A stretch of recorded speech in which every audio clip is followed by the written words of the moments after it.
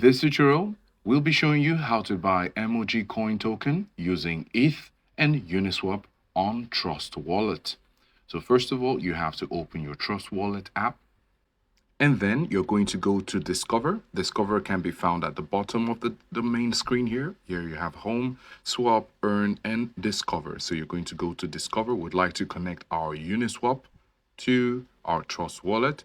So when you scroll down here, you can see Uniswap Exchange. So we're going to click on that. And now we're here. We can swap our Ethereum with any token we select, which is going to be MOG. So we're going to come to select token and we will search for MOG. We're looking for MOG coin. As you can see, we have MOG coin here. So we're going to select it and you're going to say you understand with the warning.